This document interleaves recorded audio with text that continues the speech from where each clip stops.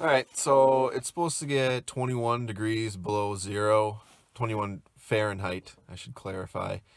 It's not the coldest that it gets here, but it's still pretty cold. So I'm just going to kind of show you what we do to prepare for weather that's a little bit colder than normal. Like I said, it's not the coldest that it gets here. We get 35 below, 40 below pretty regularly throughout the winter, a couple times a winter anyway. So this isn't too bad. It's tolerable. But like I said, I'll show you some of the stuff that we do. You might find it interesting if you're not from here. So right now it's 14 below here in the truck.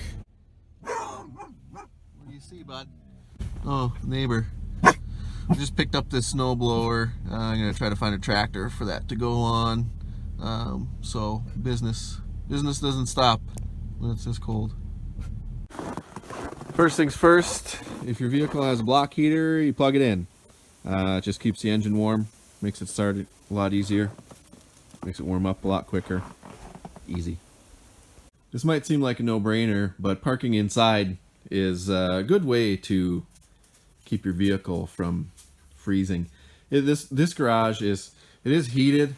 I don't have the heater going because the insulation is kind of not that good. But typically, even when it gets like 20 below, if you put a warm car in here, the ceiling is insulated. It still is like maybe 15 to 20 degrees warmer in the morning. So even though it's not heated, that extra 15 to 20 degrees, you're going from 20 below to 0, the cars do a lot better. This little Nissan does really good. It's just got a tiny little 1.8 4-cylinder, and I got a Optima red top in there. It has no issues starting at all, but it just makes life easier when it's 20 some degrees warmer. So you see, even though it's 15 below outside, this is water. So it's not, there's probably salt mixed in with it, but it's not that cold in this garage, even though it's 15 below outside. This is a magnetic heater. It's designed for vehicles or anything that you want to heat up. 200 watts, and I'll show you what we do with this. All right, so there's our propane tank. Take this heater, slap right on there, right down low. So what that does is keeps the propane nice and warm. When it gets cold like this, the propane contracts and loses pressure. And so a lot of times you get low flow to your furnace, and that's not good, having no heat when it's 20 below. So yeah, stick that back on there. So yeah, by sticking that on there, it's only 200 watts. There's no risk of explosion or fires or anything like that.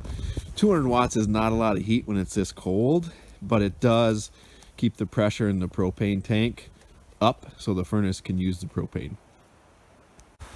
This is the air inlet and outlet for our furnace. You can kind of see how the ice kind of drips off of that just from the condensation of the furnace.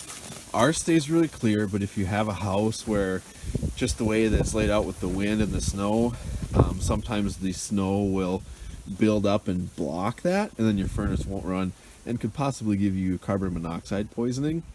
So when it gets really, really cold, we always make sure that this is clear so that doesn't get blocked.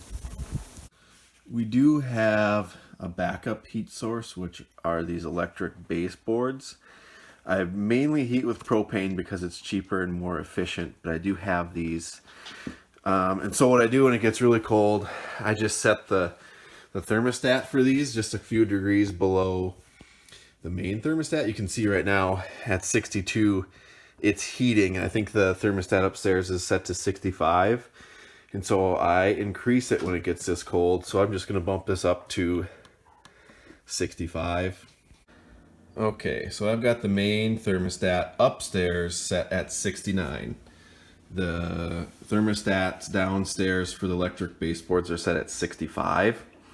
So when the thermostat upstairs is just a few degrees warmer than the thermostats downstairs, the basement is always just going to be a few degrees cooler.